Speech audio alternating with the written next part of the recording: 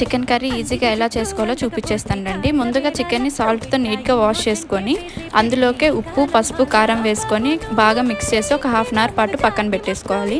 ఇప్పుడు కడాయిలోకి ఆయిల్ పోసుకొని హీట్ అయిన తర్వాత అందులోకి కట్ చేసి పెట్టుకున్న ఆనియన్స్, మిర్చీస్ వేసి బాగా కలిపి జింజర్ గార్లిక్ పేస్ట్ కూడా యాడ్ చేసుకోవాలి. ఇప్పుడు అది పచ్చివాసన పోయేదాకా బాగా మిక్స్ చేసుకొని మ్యారినేట్ చేసి పెట్టుకున్న చికెన్ని అందులోకి యాడ్ చేసుకోవాలి. బాగా మిక్స్ చేసి లిడ్ క్లోజ్ చేసి ఒక 5 మినిట్స్ పాటు బాగా ఉడకనివ్వండి. తర్వాత ఇలా చికెన్ నుంచి వాటర్ రిలీజ్ అయ్యేటప్పుడు కట్ చేసి పెట్టుకున్న టొమాటోస్ కూడా యాడ్ చేసుకొని లిడ్ క్లోజ్ చేసి ఒక 15 మినిట్స్ పాటు బాగా ఉడకనిస్తే ఇలా వాటర్ అంతా బయటికి వచ్చేస్తుంది.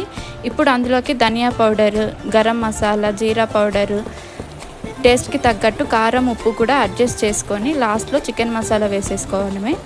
తర్వాత మనకి గ్రేవీ కన్సిస్టెన్సీ కావాల్సిన దాన్ని బట్టి వాటర్ యాడ్ చేసుకొని బాగా మిక్స్ చేసి ఇంకొక 15 మినిట్స్ పాటు బాగా ఉడికించండి. మీకు థిక్ గ్రేవీ కావాలి అనుకుంటే ఇంకొక 5 మినిట్స్ పాటు ఎక్కువ బాయిల్ చేసుకొని లాస్ట్లో స్టవ్ ఆఫ్ చేసే ముందు కొత్తిమీర గార్నిష్ చేసుకొని దింపేసుకుంటే చాలా టేస్టీగా ఉంటుంది. ఒకసారి ట్రై చేసి ఎలా ఉందో కమెంట్లో చెప్పేసేయండి. Please subscribe.